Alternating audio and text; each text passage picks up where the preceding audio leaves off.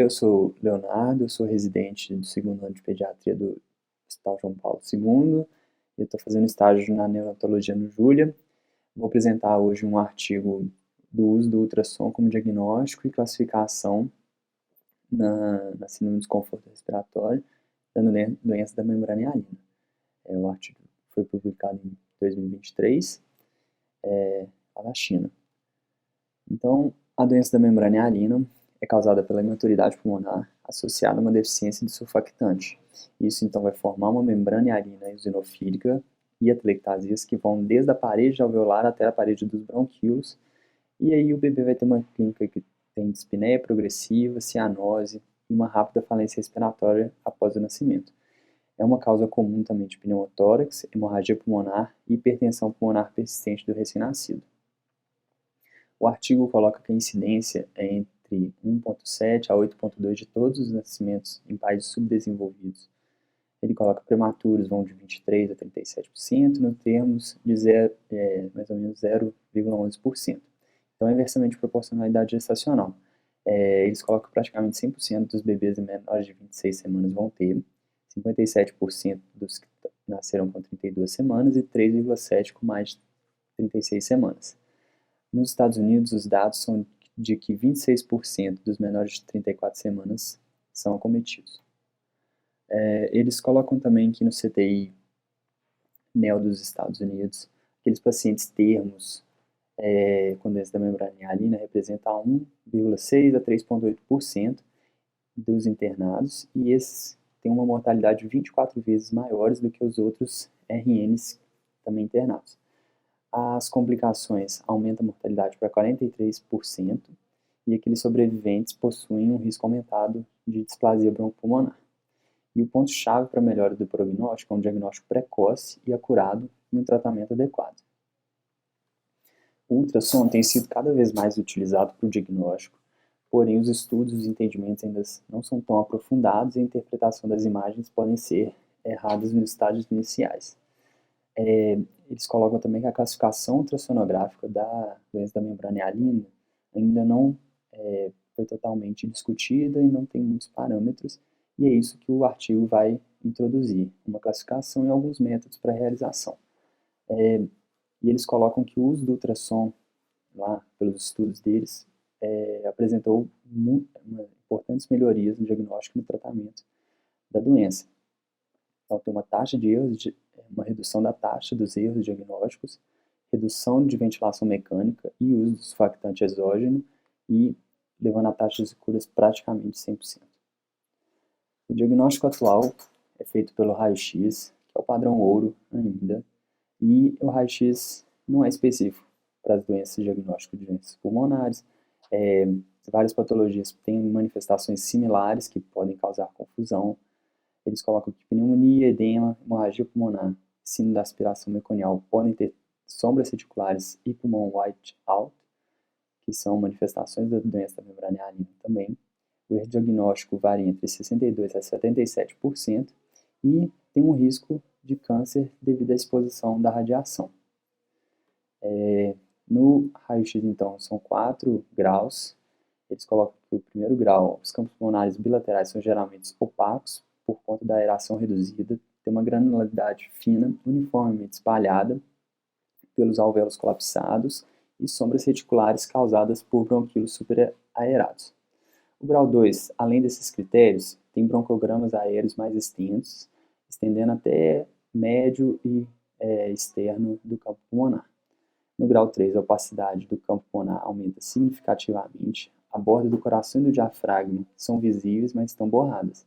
E o grau 4 é uma opacificação difusa de todo o campo e apresenta esse pulmão white-out e a borda do coração desaparece. Eles colocam que o uso do ultrassom para o diagnóstico foi iniciado em 2018, que a sensibilidade e especificidade são significativamente maiores do que o raio-x. Eles colocam que uma revisão sistemática e uma meta-análise estimaram, então, entre sensibilidade de 99% a 100% e especificidade de 95% a 99%. E levando em conta as desvantagens do raio-x, que são a exposição à radiação, o posicionamento do corpo do bebê durante a realização e os movimentos respiratórios, sem contar com os diagnósticos diferenciais. O ultrassom na doença da membrana hialina é realizado da mesma forma da realização de um ultrassom para pulmão, e eles colocam que tem duas características mais importantes. Uma delas é a opacidade em vidro moído, com a sigla GOS, é um dos tipos de consolidação leve, que não tem broncogramas aéreos evidentes, e é uma ecogenicidade. Quanto mais superficial ela é maior, vai reduzindo gradativamente com a profundidade. É uma característica em estágio inicial, em grau 1, e é mais fácil de demonstrar quando o probe está em paralelo ao longo do espaço intercostal. Uma confusão que pode ser feita é com as linhas B compactas ou confluentes, que eu vou mostrar mais para frente. Então, essa daqui é uma varredura. À esquerda, ela está perpendicular à linha, aos arcos costais, e a gente consegue ver, então, essa consolidação em vidro moído, que vai reduzindo a ecogenicidade com o aumento da profundidade. E à direita é uma varredura em paralelo, que eles colocam que seria o método mais adequado para fazer essa caracterização. Os sinais de flocos de neve, a sigla SFS, é um tipo de consolidação com broncograma aéreo evidente, mas sem hepatização significante. São caracterizados, então, por pontos, por manchas e broncogramas de linhas finas nas áreas consolidadas, manifestando como se fosse um floco de neve, e é encontrado numa doença da membrana hialina mais tardia, no estágio 2 ou até maior. Então, à esquerda, a gente consegue ver essa consolidação em floco de neve. É uma mancha mais hiperecogênica, tem broncogramas, mas não tem a hepatização, né? Eles colocam classificação de grau 2 aqui nessa imagem. Então, eles colocam como os critérios para a realização um equipamento com alta frequência, um transdutor linear de preferência para ter uma melhor resolução, o probe tanto em paralelo quanto perpendicular aos arcos, mas eles colocam aqui perpendicular.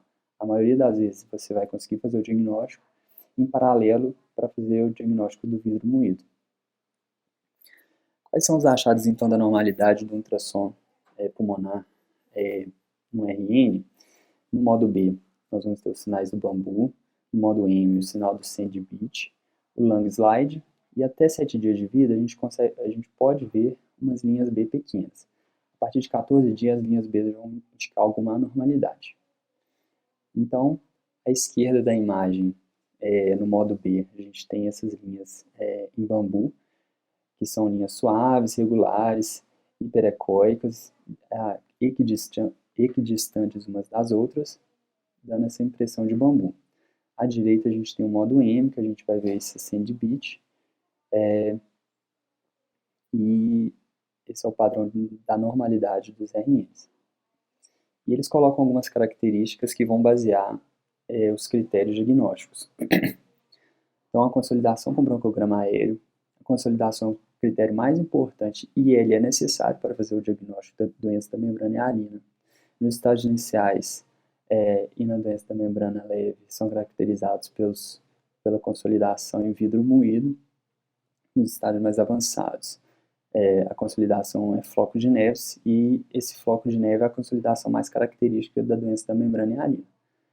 A consolidação da doença leve, ela é restrita à pleura e envolve uma pequena parte localizada do pulmão.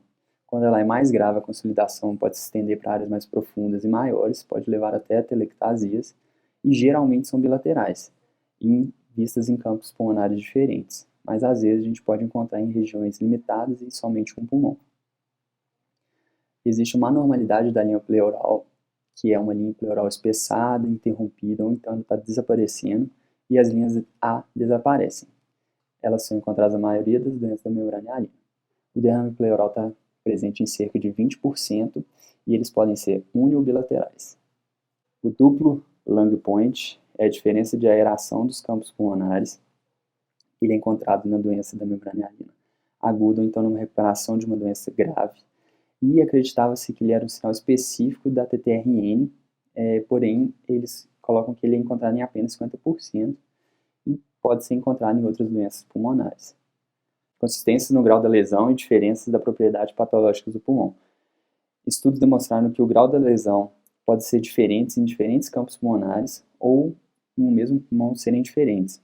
Eles colocam como exemplo, então, as consolidações em só um lado do pulmão, ou em um mesmo lado do pulmão com áreas de consolidação e outras áreas com edema e derrame pleural.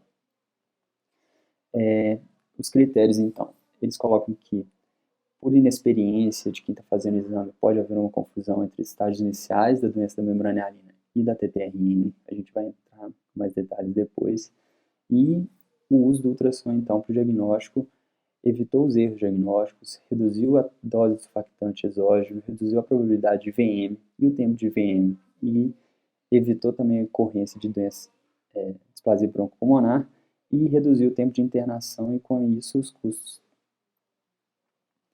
Aqui agora as classificações do ultrassom.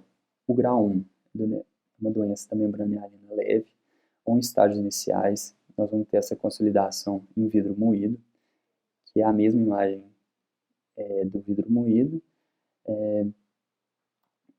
No grau 2, uma doença da membrana hialina moderada, a consolidação em flocos de neves, não envolve todos os campos pulmonares, a gente não tem hepatização aqui.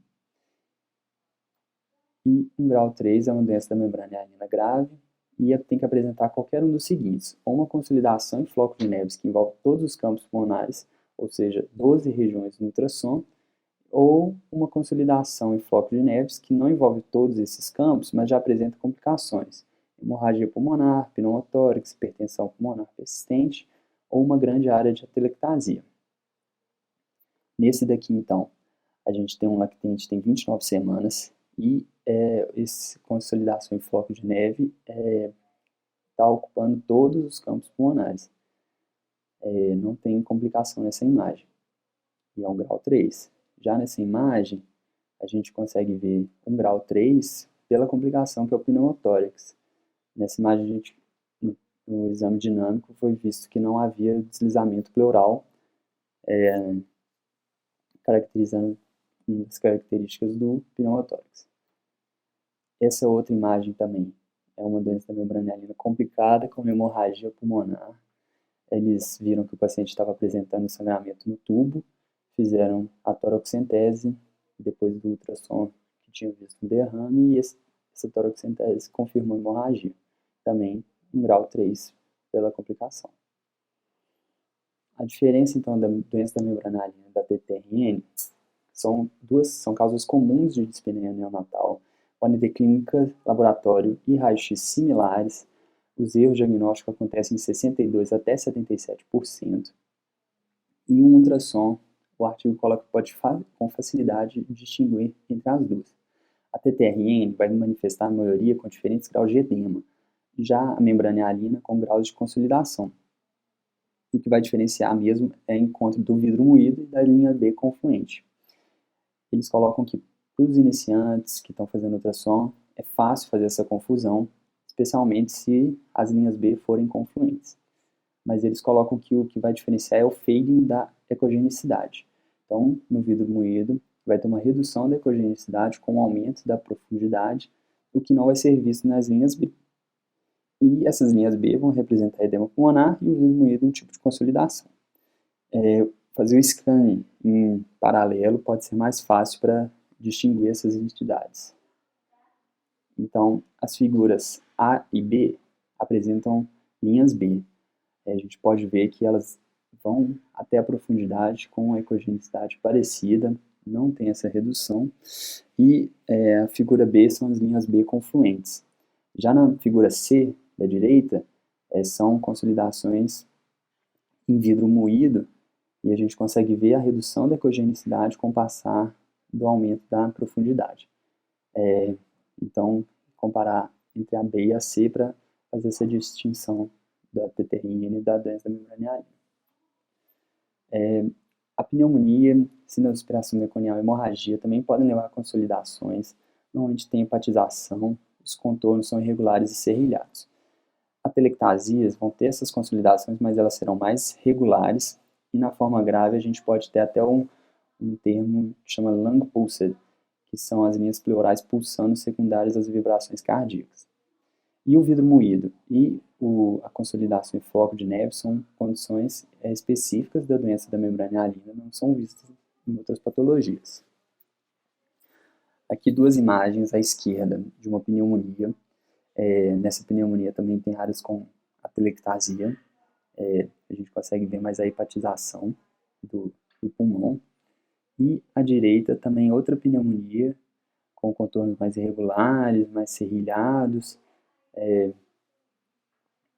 também de um paciente com doença da membrana hialina. E como conclusão, eles colocam que o ultrassom pulmonar é de grande valia para o diagnóstico da doença da membrana hialina e assim seus diagnósticos diferenciais, e é importante enfatizar que não se deve relacionar as graduações e classificações do ultrassom e do raio-x, porque são exames com avaliações diferentes e não têm relação entre si.